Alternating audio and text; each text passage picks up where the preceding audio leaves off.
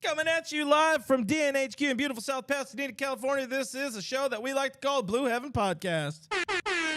What is going on, Dodgers Nation? My name is Clint. You can find me as Real FRG on Twitter and Instagram. That guy is a legendary, the one and only. Some say he's delicious, others say he's crunchy. That is DMac_LA, Twitter, Instagram. Doug, how you doing, bud? I'm doing less than great. Wasn't a great weekend for the Dodgers.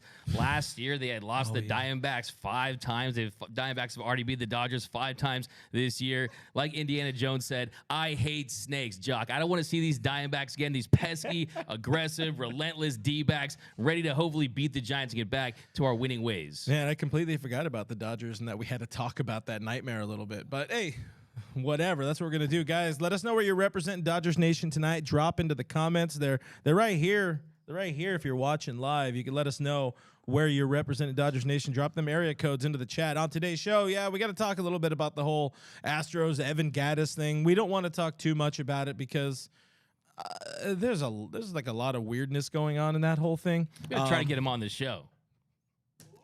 Open them DMs, Evan. What's going on?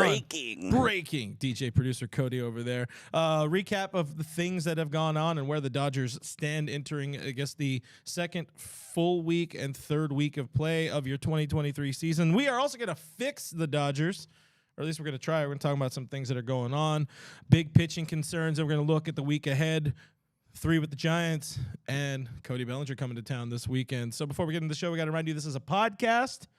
So if you want to hear us and not see us, we are on all the podcast platforms. It's also in the Dodgers Nation app. I'll talk more about that in a little bit. But let's get into some of the comments. Let me know what you see, D-Mac, and then we got Michael Correa over on YouTube says, I don't feel good about these upcoming games at all. So I think Dodger fans, they're really iffy about going on the road playing this Giants team. Alfonso didn't Gattis try to deny it and even said Dodgers were cheating too. We're going to talk a little bit about that. We'll get there for sure. So it feels like fans in the stream, like it's like the Al Pacino line in The Godfather. Just when they try to take me out, they pull me right back. And that's how I am with the Astros cheating scandal. You know that I get big triggered anytime it's brought up. And look, the fact that you have a former player, a guy that was involved. If you look at Evan Drellick's book on it, he said that Gattis had 71 bangs throughout the season. He benefited from it just like some of the other big players. But the fact that he's willing to go on his Twitter and kind of speak a little bit about it, I think gives it new life. It absolutely does, and that's what I kind of want to wait on. I don't want us to talk too much about it today. We'll see what the tweets are, some of that kind of stuff, some of the reactions from fans immediately. But I'm curious to see what the big dogs do. I want to see what Ken Rosenthal does with this, Yeah, no, I agree with you. Hey, Cody, what's your dad, Ken Rosenthal, going to do with this? I was actually going to talk to him today about it. Okay. I was going to report back to you guys. Appreciate But I got to go talk to Ken first. All right. I don't even call him Dad. I call him Ken. Ken, yeah. Ken. As you should. Yeah. He's got to know the facts for sure. Craig's on the stream, says, hi, guys. Happy Monday. Checking in from the 310. Michael Carrillo says, Roberts is Charmin soft and needs to be the one protecting guys and not Austin Barnes. Any thought about the Barnesy getting kicked out? I know is people enjoyed it. Was that yesterday? Time has no meaning. Happy Easter. I loved it. I mean, that's why you see people out there saying that they want to see Austin Barnes as a future manager. I mean, to me, he has more Tommy Lasorda in him than Justin Turner does. I mean, I think he has that fight, he has that dog. And also, too, Lance Barrett was absolute trash. There you go. Was absolute trash yesterday and on both sides. I mean, you talk about what Austin Barnes is great at is getting that strike at the bottom of the zone, and they were not giving him that call yesterday on both sides. So I think the fact that, the Dodgers, they needed a little bit of a spark there, and to stand up to his pitchers, I think it's going to help give them confidence because you need to light a fire under these bullpen pieces. If Dave Roberts can't do it, maybe Austin Barnes is the man that can. There's a reason why in that clubhouse they say he should get that captain seat. He should get that seat. It should be noted, and I noted it around on some of the articles that I've written. The Diamondbacks did not score after Austin Barnes got kicked out of the game. So got that dog in him. There you go, manager. How much X-Dog does Austin Barnes off have the charts? Play? I mean, off the charts. We're talking about red, like just bright red, 100 for sure. But yeah, I think it was cool. I think that you saw too that it also shows that look him behind the plate, behind the dish as a game caller and as a guy that really can get in these pitchers' heads. That's why they love him. That's why they swear by him. And yeah, maybe offensively he's not going to be the best hitter. There's no question about that. But to me, he's the best backup catcher and a reason, and it's the way he can manage a pitching staff. Absolutely. Notably, Dave Roberts said he didn't see the same things that Austin saw. he thought that Lance Barrett was calling a pretty even game, but it is what it is. Getting this, some of the comments here, and I know we got something good from Cody. Give me a second. I want to get through some more folks here. Keen's in the stream. Mr. Anthony Keen says, "Happy Monday, my dudes." Happy Monday, Anthony Keen. And he also says, "Barnesy for manager." Somebody wants your hat, by the way, that sweet Dodgers Nation hat. Those are limited edition. The amount that Doug was able to either buy for $5 or or you got it for free. I forgot what it was. If I say hatlaunch.com, maybe I can get some for you guys. You never know. We can work something out. You never know. Let's get that. If you guys like this lid, maybe we can work something out. I have a couple of prototypes that look more AM PM than we kind of got to this one. But yeah, you guys can get the first edition. This guy out here prototyping hats. Yeah, first edition. You know about Dr. Doug out here. Oh man. Let's see real quick. Michael Carrillo doesn't feel good about all these upcoming games. Sermon King is checking in on Twitch. Thanks for hanging out with us. Checking in from the 562. Oh, it was Keen that asked about the hat. Nice. Luis Rojas checking in for Camarillo, the 805. Joshua checking in. YouTube 213. That is Seattle, Washington. Oscar 818. Sermon King also saying Muncie needs to lay off those sinkers and cutters. Need the pitchers to elevate the pitchers. He's gotten a little bit better, but you can tell what they're doing with Max Muncy. They're keeping the ball low. They're trying to get him to chase soft down. Cody, what you got for me, Chief? You got something special? We got a super chat. Da. I still like that. I want the lights. We need to make it. Anyways, Daniel, I'm sorry for I'm pronouncing this incorrectly. Daniel Vaquez? I don't know. Anyway, I don't know. I honestly don't know. I don't know. Anyway, sorry, Daniel V on YouTube. Daniel V on YouTube. Thank you. $4.99. He says, "Does it frustrate you, D-Mac, that the Dodgers didn't bring up Outman earlier? He's clearly him."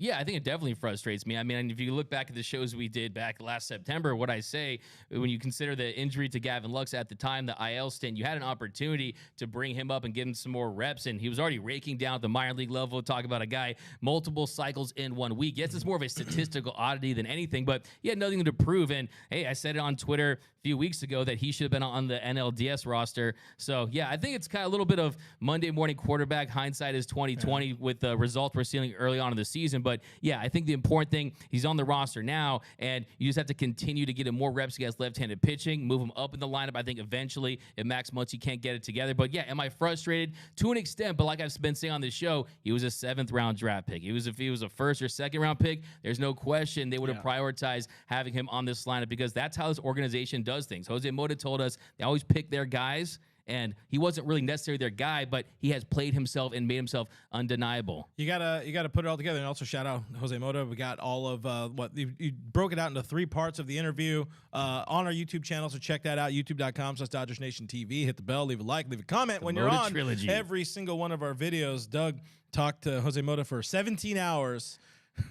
Or at least that's what it felt like in here. But good stuff. We love Jose, and he wants to come back in here at some point. But,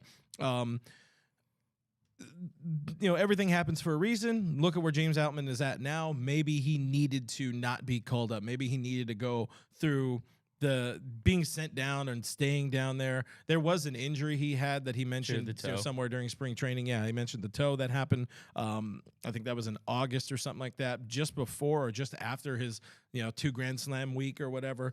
But he told you in the offseason here on Dodgers Nation TV that when he came up, he says like those 6 days or however many days it was felt like 10 months of just learning and being around, learning how to be a big leaguer. And hearing the way Dave's talking about him right now, Coach Clayton McCullough, we have some articles. Check him out on DodgersNation.com as well. All of it, I think, happened for a reason. We're getting this version of James Outman at the right time because they weren't going to bench Belly at that point, and Mookie's not going anywhere and all that, and Trace Thompson was still a thing. But I'm happy with where James Outman's at the moment. We're gonna get more into James Outman a little bit later. But get through a couple more of them comments there, Kimo Sabi. We got Alfonso. I think our sponsor will appreciate this one. He says he must be on that Ornitos talking tweet. So, yeah, I think Gattis hit that Ornitos. Hope we can take a couple more shots and Chevsky's. Spill more of that. But we got Joseph Luca. What up with Grover? A run per 8 innings. A run per 8 pitches, pitching his way back to Sesame Street. Wow. That's a nice burn right there, for sure. Yeah, the thing with Michael Fire take. that's more of a finish him. Yeah, that's fair. But that's fair. yeah, I think the thing with Michael Grove we saw yesterday, and we'll probably talk about the pitching a little more in depth in just a second, is look, he's just not. When he's not throwing that curveball, when he's not able to be effective with his secondary pitches and put guys away and miss bats a little bit, it's very tough for him. And yesterday, too, he was struggling with command. I mean, just go back and look where the catcher, where Austin Barnes was set up. I mean, he was missing glove side, missing arm side. And when you're going up against a team like the Diamondbacks that just wants to put their bat on the ball and put the ball in play, and the defense has been a little shoddy, I think, too, we're talking about James Outman, didn't do him any favors defensively on that McCarthy hit that he stretched into a double early in the game that Herrera would knock in. I think that was also a product too. But yeah, it was the 2 outs, the 2 out hits, the 2 strike, inability to put guys away. He just doesn't have great stuff. I mean, let's just be honest. That's the reality with Michael Grove. He's serviceable to an extent as a number 4, number 5 starters for a lot of teams around this league, but he doesn't have the electrifying stuff. Even his fastball, even though it touched 97, 98 during spring training, doesn't have that electricity, that spin to it. So yeah, I mean, he is what he is at this point. I mean, he's just not going to be a guy who's going to project to be a front line type starter. But look, I mean, he's had some nice moments. He was cruising in his first start, and then everything kind of fell apart. In this one, he just didn't have it like a lot of the Dodgers starters this weekend. Yeah, it clearly wasn't just him. I mean, Kershaw had 5 good innings and then got snake bit. Snake bit. Thank you. Syndergaard looked like Dookie. It is what it is. Alex Renteria. He says here on YouTube, this team is average. Right now, I would say average is a boost because they looked like booty, and not a good booty out there in Arizona. Just saying. Thank you. Let's see. We got Deanna checking in from somewhere. I forgot. I saw it somewhere in there, but Daniel says Ryan Pepio will win the Cy Young. Doubt that one. Let's quickly talk about this whole Gattis thing. I don't want to talk too much about it because, like you said, this has been talked about so much over the last few years. But Evan Gattis is on some sort of roll on Twitter, or was on some sort of roll on Twitter for about a 12, 16-hour bender or something like that. The big tweet that he threw out there, he was asked, I appreciate you being honest, sharing your thoughts as it relates to any team. Has there been enough transparency since this all came out? And were the trash cans out in full force for the World Series as well? That was the main part of the question. Gattis says, I think we knew and used multiple signs, or I think they knew, teams. They used multiple signs, which we all know plenty about by now. One guy who used them the most, Alex Wood, who the Dodgers face tomorrow, I think it is. But it's been a while. It doesn't quite remember. I remember knowing what was coming against Kershaw, and that's the big one out there. As a team, we swung and missed a handful of times only against him, and that goes right in with the narrative that you've preached, that everybody's looked at, bringing your facts to the fight, where, what is it, the team swung it, missed, he threw 51 of those pitches, I think it was, and got 0 swings and misses on his, Cooperstown curveball in the game.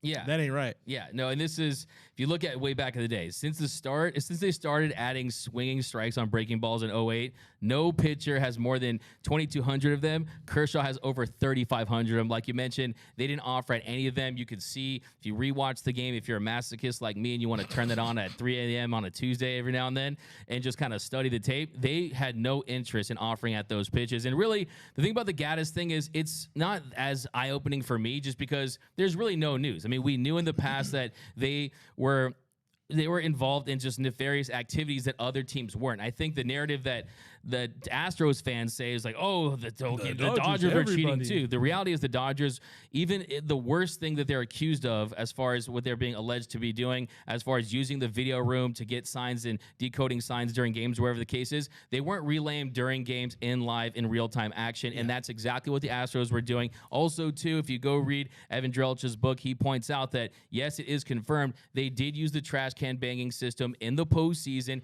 They did cheat, and look, that title is absolutely fugazi, man. It's they had to cheat LA to beat LA, and we know that. I mean, that's just the reality. I mean, it's the most phony Mickey Mouse title that really exists because, look, I mean, you're talking about a team that cheated and had to go to 7 games. I always hear Astros fans tell me, why didn't you win game 2? Why didn't you win game 7 at home? Look, the reality is they cheated. They knew the answers to the test and still couldn't sweep. So, yeah, I have no sympathy for Astros fans or Gattis or any of these guys that were involved because, yeah, the reality is they can win multiple titles, be all enshrined in the Hall of Fame, make multiple All-Star teams, but their legacy always is and always will be their involvement in the trash can banging scandal of 2017. That is what they will be known for 100 years from now, just like the Black Sox scandal is still alive and well. So, yeah, I mean, it's sad. But I want to ask you a question because, because it's a round table? No, just real quick. If you just entertain me.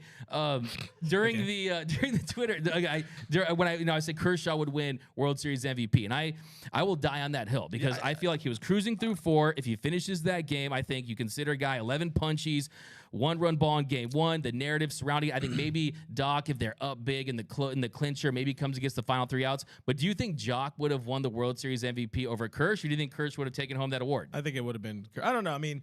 He was kind of beastly. He was pretty beast, but they love home runs, and if you find a way to put your team ahead with a bomb, people care about that a little bit more. You could have had another Dodger co-MVP or something like that. I do think it would have gone to Kersh just because it's Clayton F. Kershaw. Yeah, no, for sure. I mean, that's the thing, too. You look at the narrative, you look at that lineup for the Astros. I mean, if you look at their run differential, I mean, they were a powerhouse, especially at home. And if they weren't cheating, and other thing, too, a lot of people don't mention is the slick balls in that series. That really affected Kershaw's ability. I mean, I'm being serious on that one. It really affected his ability to throw that slider, and he kind of talks about that.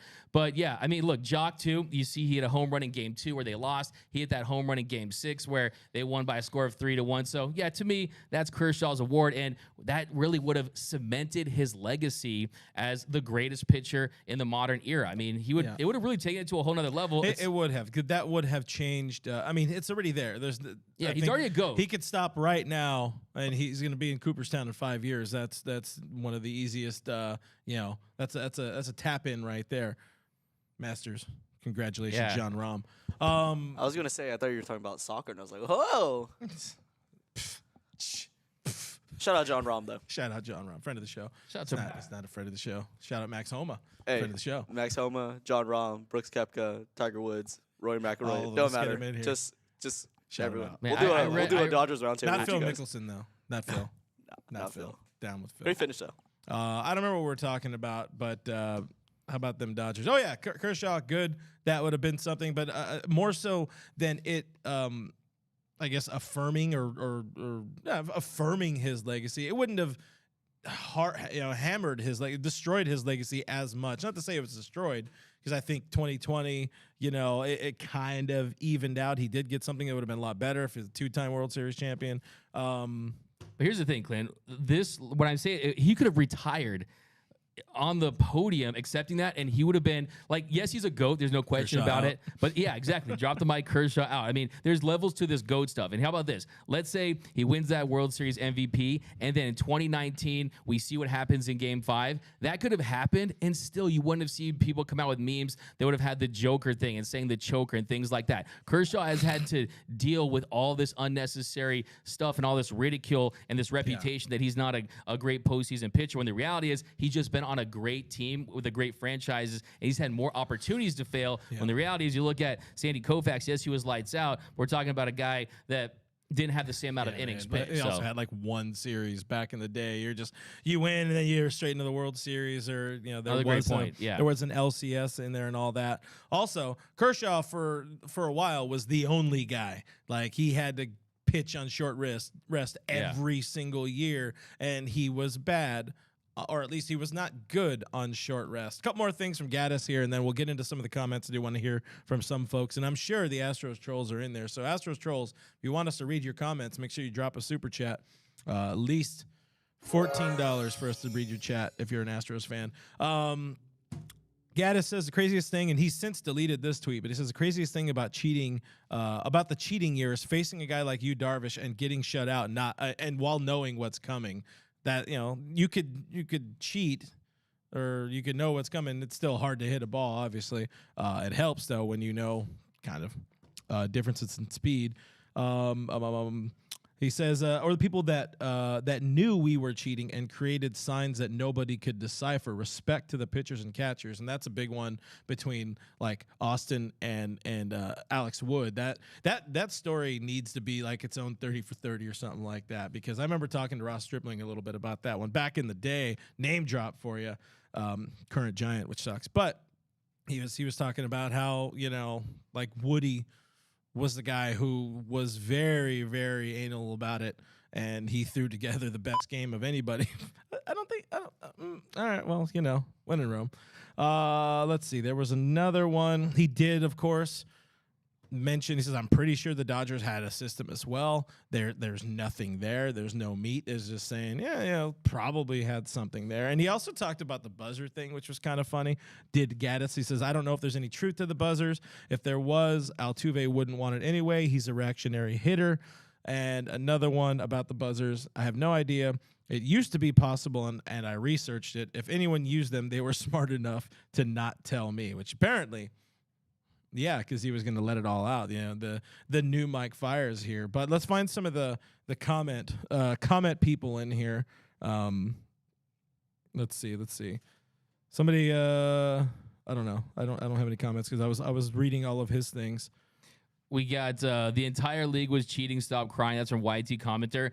But that's the thing. You just cannot paint that broad stroke. The reality is that there is no evidence, anything that points to the Dodgers doing what the Astros were doing. It's just for fans that say that, honestly, I don't know a better way to say this. They sound stupid. They really sound stupid by saying that everyone was cheating, because Correct. The reality is that that's just no one was stealing signs in real time through a camera and using it in the moment. So like the reality is, were all teams using a video room to decode signs? Yes, absolutely they were. Could the Dodgers have been doing that? Yes, absolutely they could have. But were they doing it in real time in the postseason and relaying it? No, the answer is no. And look, do you think that we're already so many years removed? Had the Dodgers have been doing it, you would already seen that. It would already come out at this point. So look, the reality is the Astros are the dirty cheaters. They have the worst illegitimate World Series of all time, in my opinion. And look, that's just Evan Gattis's. Look, Evan Gattis, here's your invitation. Come on this show, Evan Gattis, and let's just set the record straight when it comes to all this Astros talk. Yes, guys, we're cheating, but still,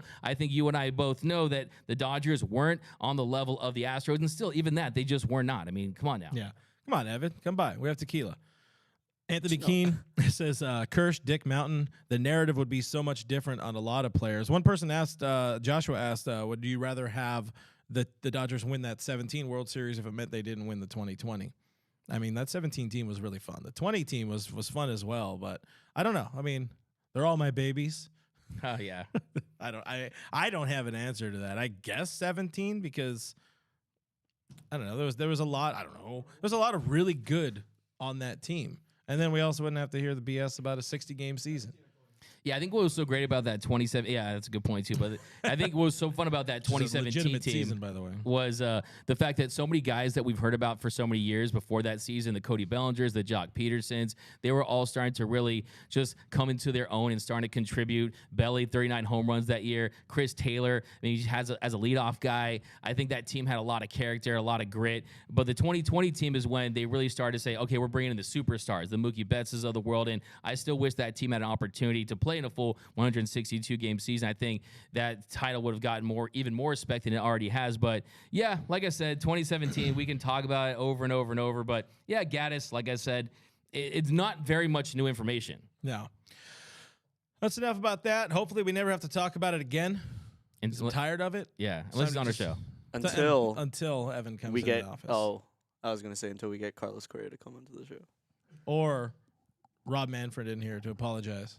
Or Ken Rosenthal. That fool can.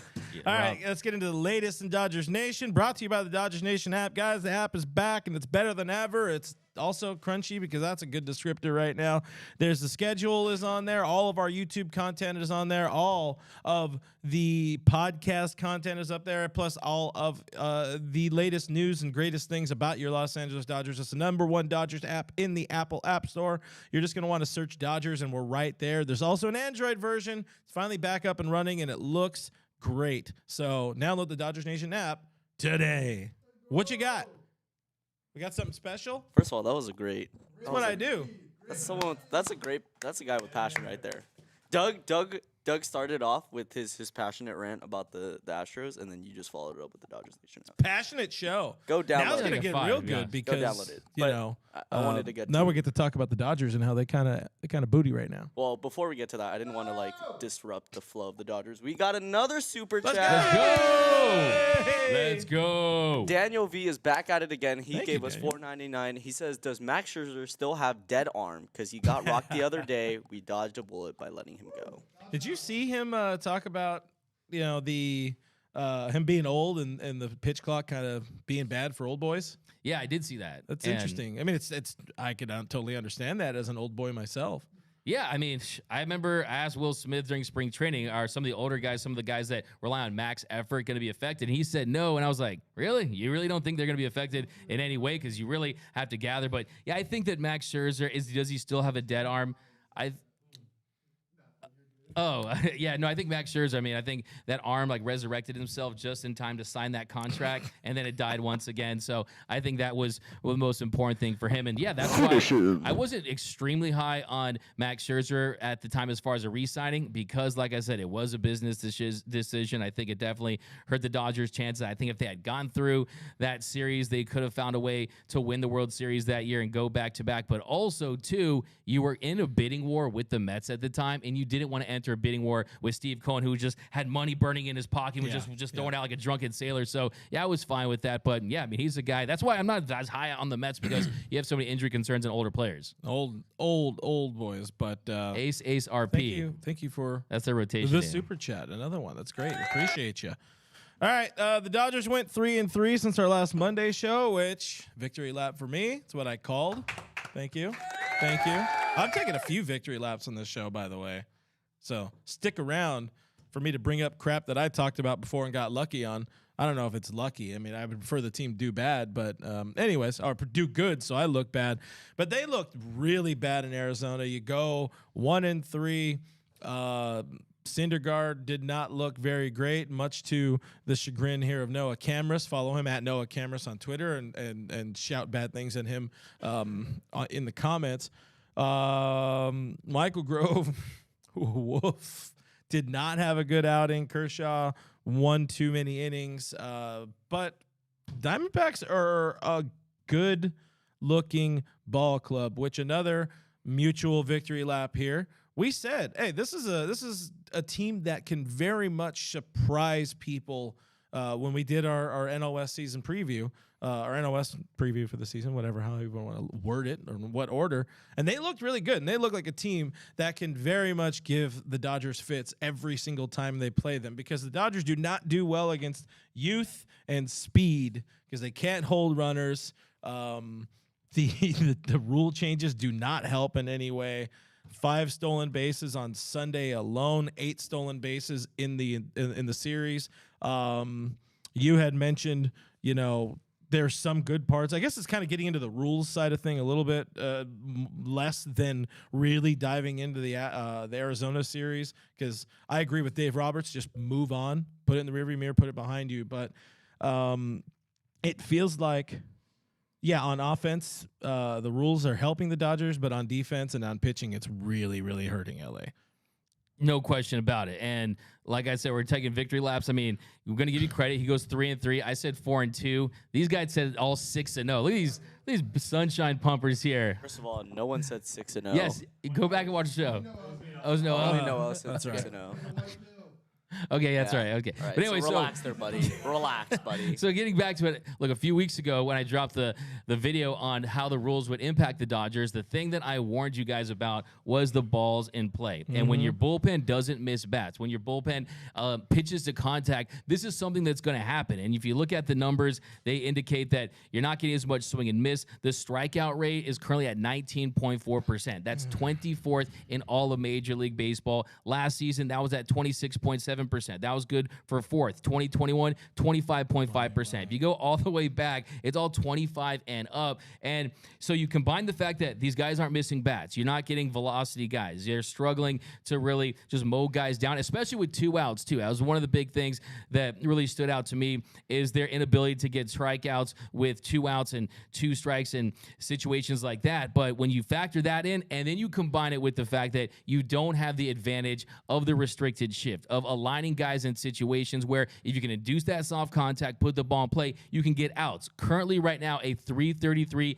batting average on balls in play. So that means 33% of the time, the ball's in play, it's going for a hit. Yeah. Last season, we're seeing it. We're seeing it, right? And last season, 16 that number hits on Sunday. 16 hits. I mean, more hits. I mean, Casey Kasem's gonna get jealous. So many hits out there. I mean, so many hits for this team. It's unbelievable. But this last season, that was at 269. So that the Dodgers have had the formula, but now you're seeing a more of a level playing field, and the Dodgers don't really have that cheat code per se. And a team like the Diamondbacks, I think one of the silver linings, I'm always trying to look at the Michelada half full. One of the silver linings that I'm looking at is the fact that you're playing a Diamondbacks team early on that can show you what this brand of baseball can do for you. A team that's not going to go out there and try to slug. They're going to try to beat you with speed and put the ball in play. And the Dodgers, they definitely had a learning lesson, and they learned the hard way against this D-backs team that like we said, I said they're going to surprise people. I picked them to finish third in the division, but still, it was a rude awakening for this Dodgers pen, and kind of for me, I think, what's the answer here? What is the answer? There's really, you can dig deep and hope that Daniel Hudson's going to return from injury and be that guy. Alex Reyes in the middle of the season. One guy is going to make a difference. So, yeah, you didn't throw a question to me, but I'm going to throw a question to you. Do you look at the series as a throwaway, or is it a sign of something bigger? Like, should it really be like a massive concern for this team? I think, to me, it's a microcosm of, I really think it's something that really leads to a bigger problem. I think that you look at the way Andrew Friedman has manufactured bullpens. He just treats it like it's like putting together a meal with leftovers, right? You're just putting something on a plate, you throw it in the microwave, you eat it. He doesn't treat it like it's the entree, right? The starting pitching, the lineup, you treat that like the entree. The bullpen, though, look at who's on this bullpen. It's Reclamation Project. It's Shelby Miller. He was wilder than a frat party. But he's the guy who's like has a 0 ERA. He hasn't allowed a run yet. But all the walks. He had all those walks yesterday. He really is not commanding the zone. Definitely, he's one of the guys that definitely got squeezed a little bit. Yeah. But his stuff has looked pretty okay. But still, if you just look at that, $1.5 million. Yancy Almonte, they get him off the scrap heap too. Evan Phillips is a guy who, Fireman Phillips, last season established himself as one of the best in the game. Well, his velo's down a little bit. The strikeouts are down a little bit. I think he's going to be fine because that cutter and inducing that soft contact with that sweeper is going to be there. But a lot of these guys, Brusdar Graterol, of course, he was basically, they got him because the Mookie Betts trade fell apart and they didn't like Boston didn't like their medicals. And with Bazooka, he's a guy who always feels like it almost feels like, what does his calendar look like as far as like the first part of the season? It always feels like it takes him a month to really just get going. So the point I'm trying to make is they don't invest a lot in the bullpen. And to a certain point, I'm okay with that because if there is one position group that you can fix during the season, it is the bullpen. And you can go out there and try to make moves. And if you're the Dodgers and Andrew Friedman, what happened last year? They made a trade for a bullpen piece at the beginning of this season, and it turned out to be a nightmare with Craig Kimbrell going Craig Crumble for most of the year. And they tend to fail or at least not have success with the big name. And it's hard for around the league for people to have success going out and getting the big name. Usually Andrew Friedman has the success by going out and plucking at Evan Phillips, off the waiver wire, or a free agent signing of a Yancy, or a low-key trade for a Dylan Flora, who eventually became a low-key trade for an Alex Vesia, a Tony Cingrani, who was good for a while. Whenever they have kind of gone for the bigger names, I don't know if you want to call him bigger, Tony Watson, there was some success there in 17. Ended up costing you that fool O'Neal. Get better soon. 4 months on the IL. I had to. It was a long way to really get to that. But there's no quick fix for this. The quick fix is these guys need to figure it out. I was up late, worried about everything in the world. 3 a.m, I decided to throw out on Twitter just so I could be first on it. I expect to see Wander Suero somewhere up here pretty soon, because also they burned through a lot of pitches over this series, and if they have If Julio can't go deep today, I think they're looking at him to go 7 or 8 to give the bullpen a rest. You could see some action starting sooner. I wouldn't be surprised if something ends up happening before the game. I guess by now we would have heard it already. But this was something, third victory lap. And I got some crap in it for in the comments on DodgersNation.com because somebody accused me of revisionist history because I said if you looked at this Dodgers roster, one of the biggest areas of concern was the bullpen. And hey, I've been saying that for at least 2-3 months. I had the epiphany moment here, sitting here with you when we were going through the roster for the 100th time in the offseason leading up to spring training. I was like, wow, this could be a really, really bad bullpen. I don't think it's going to be as bad as it looks right now, but it looks really bad right now. Yeah, I mean, it's tough to spin this because, like I said, in this day and age of Major League Baseball, and look, I just want to point out, too, this isn't a problem that's exclusive to the Dodgers. There's bullpens all around the league that are struggling, and I think, too, we would be remiss if we didn't mention the adjustment to the pitch clock because a lot of these pitchers look a little sped up out there. I think Caleb Ferguson yesterday, he comes in, he looks good for a couple minutes, but you saw gives that 2-out RBI to McCarthy, and he's just not hitting his spots. And then he allows that double steal in the 5th, and Nick Ahmed got that massive jump. Then Perdomo gets that hit on a 3-2 count. So that, to me, that just completely encapsulates the Dodgers bullpen. A 2-out hit, a 2-strike hit, guys stealing on you. The Dodgers are one of the worst in the league at holding runners, and they definitely need to make an adjustment on that because it's not on Will Smith, it's not on Austin Barnes, and they need to do a better job of recognize that because, look, the word is out there that you can steal on the Dodgers, and that's going to happen all season long if they don't make that adjustment. But kind of to get back to your point, what can you do?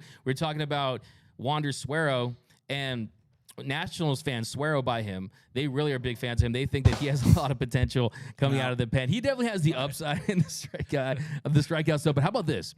I've heard that Victor Gonzalez looks pretty good down there. Hit 96. He's looking a little better. And Ferguson hasn't inspired very much confidence. Alex Vesia is a guy who, look, last season, Alex Vesia, he got off to a very hot start. Then he had an ERA of over 4 in June, over 4 in May, over 4 in June. And then he was lights out for the last 25 2/3 innings of the year. He's kind of a slow starter.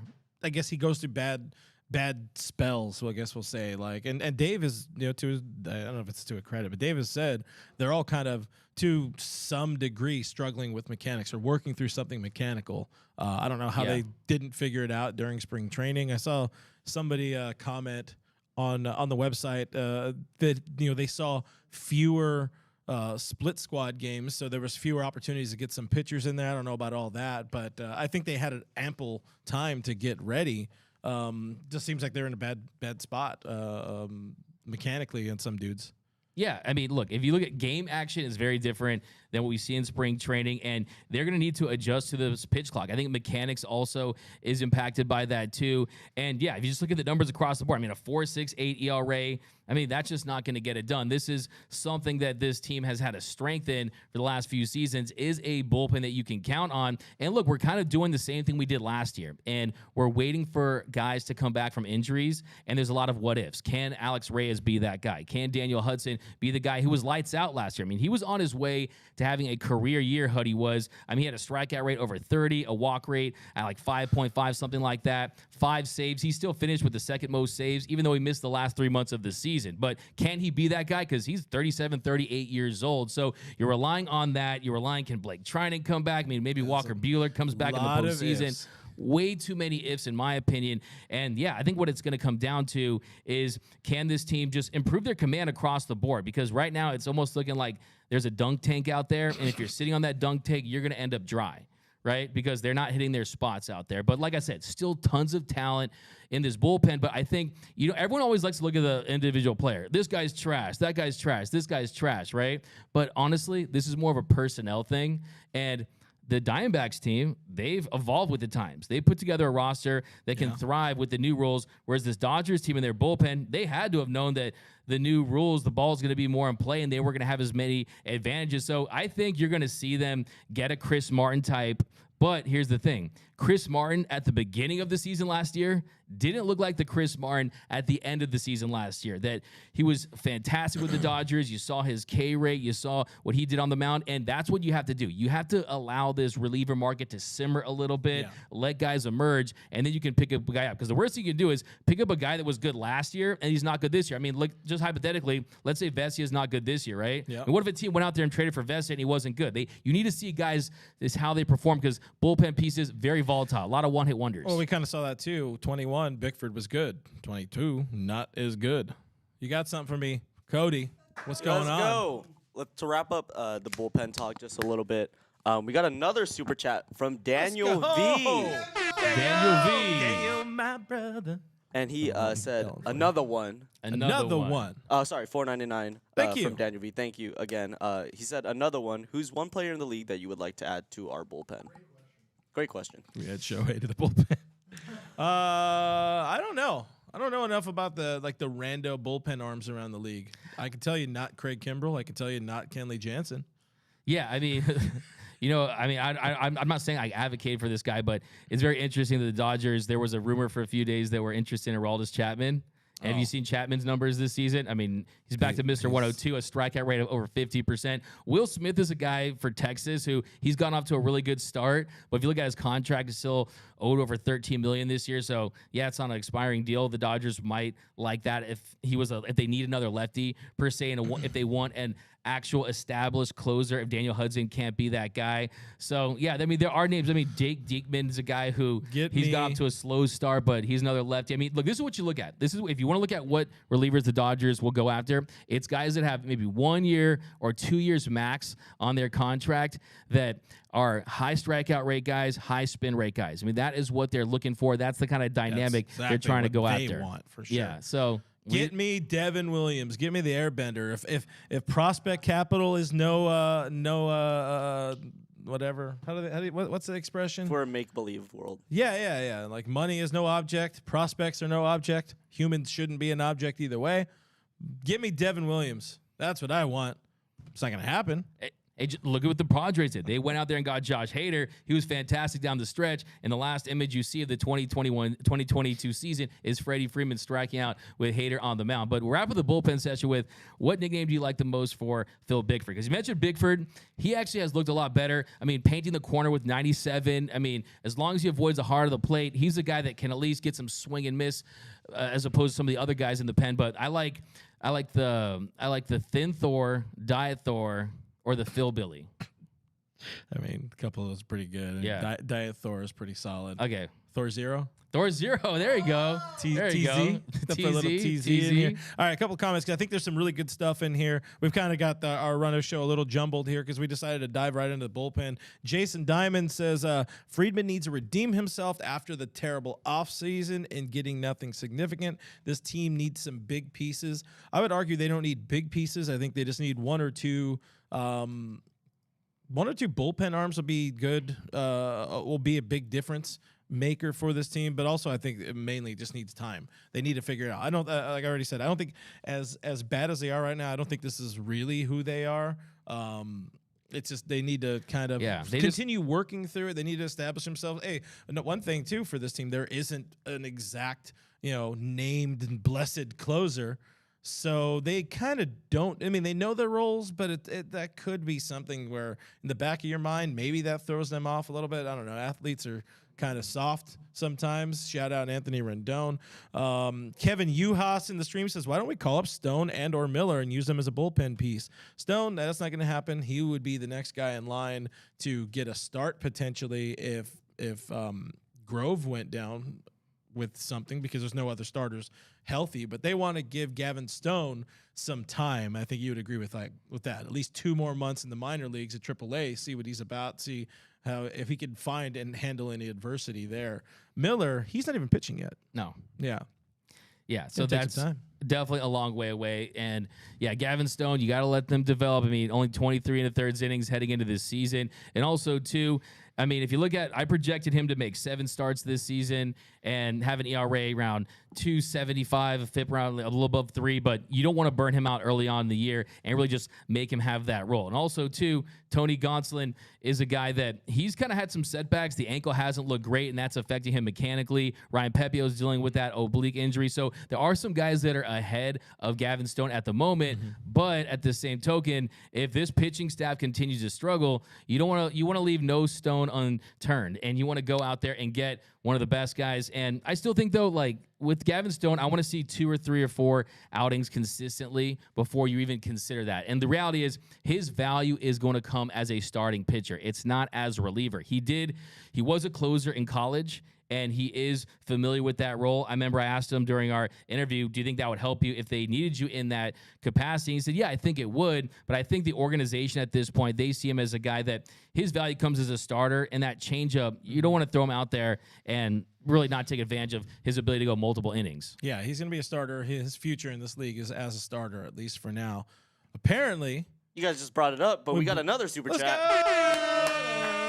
Ray Barrios for $5 says, any updates on Bobby Miller's sore shoulder? Any chance he's part of the rotation sometime this Say season? that 3 times fast. That was so hard for to say.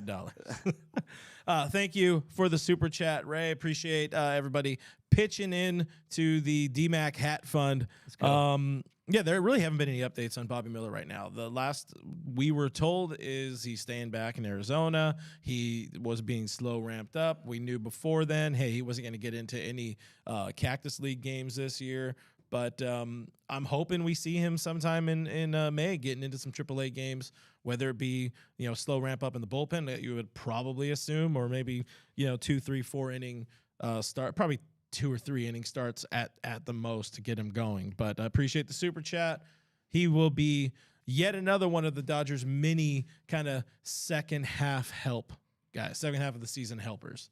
Yeah, no, Mike, I mean, if you look at Bobby Miller, they've had him on bubble wrap for quite some time now, and I think everyone was anticipating him to make a start during spring training. I mean, you saw back in 2022 him starting in that game against the Angels and striking out Shohei Ohtani. Things were trending in the right direction for him, but yeah, I think for him, it's going to take some time. But yeah, another name I was thinking, I got a video that I'm working on for some bullpen piece. I don't want to tip too many of them off, but Michael Fulmer is another guy for the Chicago Cubs who I think might be able to be some version of this year's Chris Martin with his ability to miss bats and get strikeouts. So there is going to be names out there, but I think they have to assess what they have and who are going to be the dudes that are currently in stock in this bullpen, because you don't want to hit that market too early. That's the last thing you want to do, because look, you have no leverage. You're not operating from a spot of leverage. And also you really want to see if these guys can be the guys they were last season. I literally just said people aren't products, sir. And you go and say they're in stock. I appreciate that. Go to the bullpen aisle. Go to the bullpen aisle. One of the things I wanted to ask you, just so we have something that we could really cap off this segment with and potentially post on social media so people like us, where is the bullpen at? I'm going to restart that. Where's the bullpen at in your freakout meter, or on your freakout meter so far? So 10 games in. So 10 games in, I recently just gave it a 6.5. I go 6.5, but I think it's a 6.5 that doesn't have that much hope as going any lower or higher. I don't think this bullpen has a lot of potential to be elite. I think they have the potential to be really good if everything breaks right as far as health. But as far as the pitch repertoire of these guys and their inability to miss bats, that's why I think they need to go out there and get a guy that offers a different dynamic. So 6.5 for me on the bullpen freakout meter, Mr. Pasillas. Put me at an 8. Is 8 bad? 8's pretty high. I don't know. I guess it's not a freak out. I don't really freak out. I have no soul. I have no feelings. I'm just angry all the time. Seems like a problem. You're the heart and soul of the show. It's my show. Oh wait, no, it's your show. I'm just hosting it. That's what it is. There you go. There it is. There you go. I messed up Doug's line. Anyways, this is your bullpen talk. They're probably gonna go out and throw like 87 shutout innings now, because we've inspired Please them, do. giving them that blue heaven boost. Another one of the things let's talk about when it comes to fixing the lineup, and we want your guys' thoughts on it, because there are some folks around the internet I guess us in a way, because we posted the poll on the Dodgers Nation Twitter. Hey, at Dodgers Nation, follow us on there. But the kind of setup for this segment or this question is, how can we optimize the lineup? And do we all think here that we need to optimize the lineup? And another one of the things was, should James Outman be moved up in the lineup? There was a poll. You give me your thoughts. And I'll let the fine folks know what other people think on the internet. So, yeah, I mean, this team's problems are much deeper than their offense and their struggles that they've had. Because really, if you look at the offense last week, 6.67 runs per game. But if you want to spot a pimple on a model, it is that 25 walks, they were only able to cash in on 5 of them. So they weren't able to cash in on that. And I think if you look at this lineup at the top, Freddie Freeman, he's coming out of the gates hot. Mookie Betts, he's looked a lot better. He's rounding into form. You're seeing more slug from him. JD Martinez, who on the post-game show, I took a little heat from, I almost called them callers, but commenters down there. They were saying, I'd rather have JT than JD. And I said, look, you have to let JD Martinez, who has always been a slow starter, you have to let him ease into this role. And I said that JD Martinez is going to be better for this team than Justin Turner. And the reason for that is the slug. And you're seeing the triples, the doubles, the home runs. And yes, he's not a perfect hitter, but that is the dynamic that this offense needed. They need a little more muscle, a little more thumb. And JT, he's going to get that bat to ball. He's going to get singles. Yeah. But JD Martinez definitely, I feel like, is an upgrade. The only issue I have is kind of clogging up that DH spot. We'll get into that in a minute, though. But getting back to your point on James Outman. Now, I've thought about this. I've gone a couple different directions because, look, Max Muncy, you have to continue to remind yourself of just how early it is in this season. I mean, we're 10 games in, but he definitely does not look good. Maximum Muncy has been minimum Muncy. He was 3 for 20 last week, hit 150, had 1 bomb. He's hitting 121 on the year with a 53 WRC plus. That means his bat is 47% below league average. And also, Clint, we can always rely on him for a good at bat, right? Well, 39% strikeout rate. So that's just not enough production from your cleanup hitter. And you look at last year, 450 of his 565 plate appearances, he was the number 4 or 5 hole. So that's something that concerns me, is the loyalty the dog has in Max Muncy. Yeah. But I will say right here, I was thinking just keep Max Muncy in that cleanup spot. And the concern I have is if you move him down, if you look down below, Rojas, Vargas, he's been a walks machine, but hasn't been on fire with the stick. I mean, the production would definitely kind of lack down there if you put Muncy down there and he struggles. But I think if you want to make a little pop in this lineup, you throw James Outman in the cleanup spot. I mean, James Outman, he's been fantastic. 6 for 20 last week, 2 home runs, 2 triples. You can move JD Martinez down there, and you got, look at the 3, 4, 5. Will Smith, James Outman, and JD Martinez. And we know that Doc and they do not like to have the righties stacked, right? They want to go stagger. So that would allow for that. And look at what happened in 2017. 2017, Cody Bellinger, he was essentially the cleanup hitter for the majority of his time. He hit 39 bombs. He won Rookie of the Year. So I kind of like the idea of James Outman as my cleanup hitter just because, look, imagine him with that protection of JD Martinez and Will Smith. I mean, I think the sky's the limit for James Outman. Every time that I've kind of gone to the next level with an Outman prediction, whether it be, I think he should make the opening day lineup. I think he should be the opening day starter. I think he should do this, do that. He's always rewarded me. So I think you put him in the cleanup spot and you let Outman continue, because the Outmaniacs, we want to see it. Then we got another mania to worry about here, guys. For me, I can't put Outman as your cleanup hitter yet. It's not. Dude has 15 games in his big league career. Let him kind of settle in. Cody Bellinger wasn't batting fourth 15 games into his MLB career. If you move JD up and move Max down a couple, I mean, Outman in that 5 hole, that sounds a little bit better. And then Max maybe in 6 or 7, give him a little bit of pressure off. He's getting closer. I feel like Max Muncy's getting closer. I will always have faith in America's slugger, Max Muncy, for sure. But to the point of the question, yes, James Outman could be moved up. I don't think they should move him up yet. Just not yet. Give it 2-3 more weeks. kind of see where he's at. Because I mean, he had an 0 yesterday. The average just all plummeted all the way down to 297 or something, 296. You know what is this? The OPS is only at like 1234. What is this crap? We need at least 1600. We need Hall of Fame stats from the kid. Fans say 87.4% of fans who voted, more than 2,000 votes on the poll on Twitter. So thank you guys for playing along.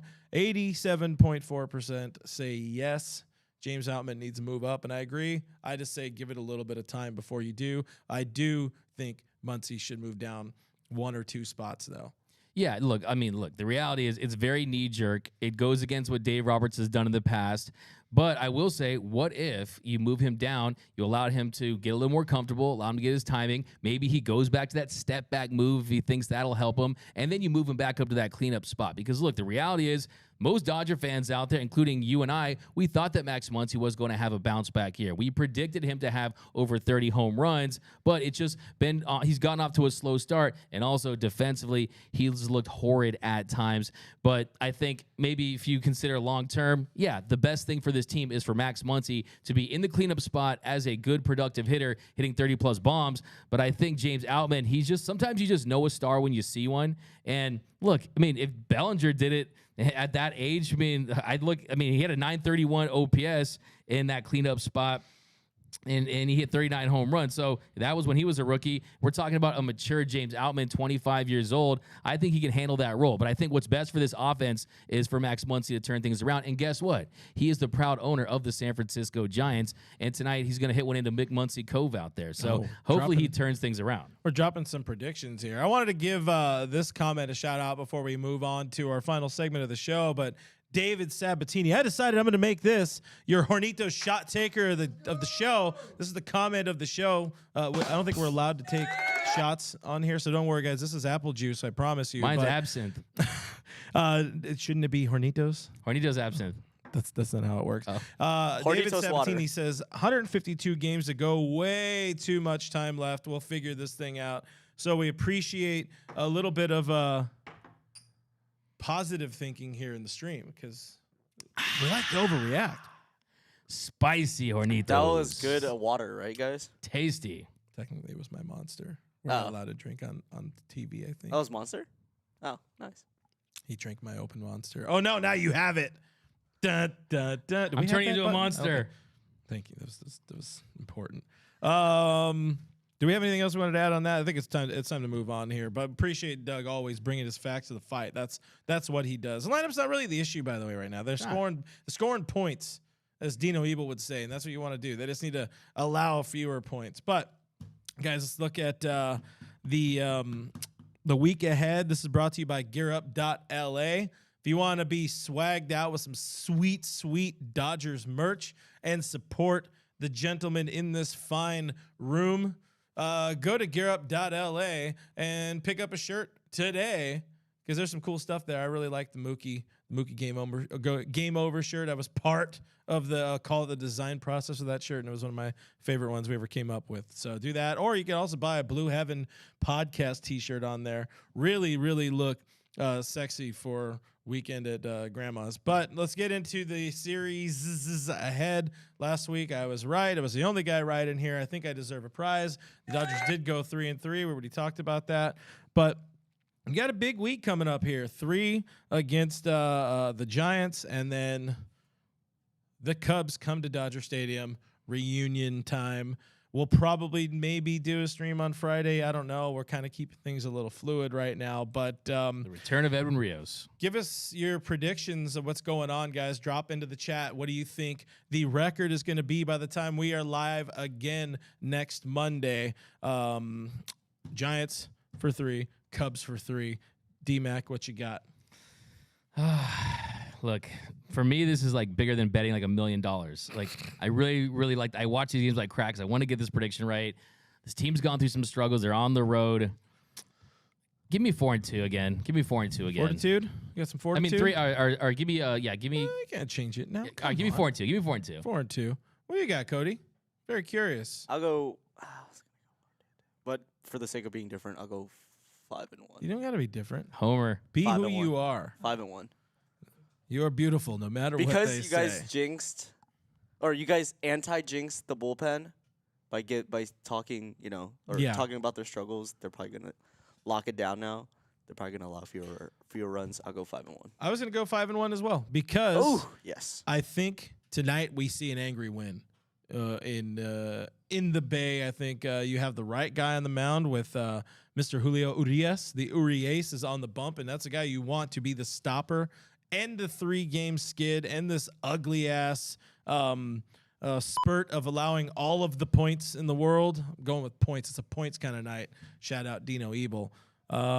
Player of the week. You know what? Why not? I'm gonna go Max Muncy. I'm gonna go hard in the paint here. Max is gonna blow up. He's gonna have a fun time in San Francisco, and he's gonna carry that over against Cody Bellinger and the at Dodger Stadium. Cody Bellinger and the Cubs at Dodger Stadium. Jackie Robinson Day on Saturday. There's a lot of big things going on at Dodger Stadium. So I got 5-1 for your Dodgers. 5-1. I would love that. For my player of the week, by the way, I guess I'll throw in there. I got to go with Freddie Freeman because he's still hot, man. He's Fred hot. So way to go out on a limb there. Really going out. Call it like I see it. I'm very curious. Hey, Noah, you got anything? 4-2. Thank you for the hand signals. 4-2 for Jackie Robinson week. 4-2. Yes. There you bling. Oh, we got another 6-0. 6-0 Noel. 6-0. 6-0. Let's see. Let's get to. I got to scroll down here. Oh wait, do we have something? We Yeah, we have? do. That's why I was pointing at you. Let's go. 'Cause- Dun, dun, dun, dun, dun, dun, dun. Anyways, Rebecca Michelle David. I hope I read that right. Yes, Rebecca I hope Michelle. I read that. I- Hey, can you get out of here with your very exotic name, No, sorry. Rebecca Michelle Jeez. David? I knew the 3 names. I just didn't know in what place, and I didn't have it on my screen immediately. Sorry, Rebecca, but I got it right. Rebecca Michelle David. She donated $1. Made Cody red on that one. She donated $1. She said, "Gotta get back to first place." Appreciate you, Rebecca, or Becca, if you will. I don't know if you go. Don't by know Becca. her like that. No, she's Can't a call friend her of the Becca. show. She's a friend of the show. Come on now. Josh Gitt, also a friend of the show. Met him in the Real People Life. Says 3-3. We got a number of 3-3s in here. Frank Guerrero, Eddie Romero. Hey, I'm a rapist here. A couple 3-3s. King Zeldris says 2-4. Diane is on the 3-3 train. DKM 3-3. Noah, I put in here is a 4-2. Mike Saldana being a little more positive, being on the me and Cody train with a 5-1, calling it again. What is? Oh, I think there's a bot in the chat. We always appreciate that. JKid323 says 1-6 for me. So there's some positive, there's some negative. Deborah Young, as always, positive 5-1 in there. I don't understand. Yeah, I'm gonna block that person. But Jason Diamond 2-4, Keen 2-4, 3-3. Yeah. I mean, it's they're probably gonna do any of those numbers. Yeah, Unless they go 0-6, that's the only one I haven't seen. Michael Carrillos is 1-6. I saw 0-6 in there, Yeah, so we have every combination. Someone will be right. Hopefully, it's the 6-0, Mr. White Pill Noel over there. Oh, let's go. Could use it would be nice to get a nice Get a run going. move up a couple on the MLB power rankings. Need one of those, gang. Absolutely. But guys, appreciate you hanging out with us as always. A little dip to the end of the show here because we got so turned on that delicious monster disguising itself as Hornitos. Go out and pick yourself up a bottle today. Look at it. Look how pretty that is. I'm going to slide it right here, right to the front of the screen. You're going to have a good time. It's going to sound Taste great. it. It's going to sound great on the audio side. Guys, subscribe to Blue Heaven. We are a podcast that is on the podcast machines. Go to youtube.com/Dodgers Nation TV. Hit the bell. Leave a like. Leave a comment. Do all the things. Share us to people in your Reddit forums. Get more love for Doug because he deserves it. A couple post-game shows coming at you this week as always. I think we got a designated Twitter probably dropping this week. Whole bunch of stuff. Best way to support us is also to read our stuff, DodgersNation.com. I am Real FRG. That guy is DMac_LA. Shout out to Cody on the 1s and 3s. We are Dodgers Nation on Twitter and Instagram and the tic-tac that the kids are into these days. So thank you for all the comments, questions, and we will see you next time. Bye.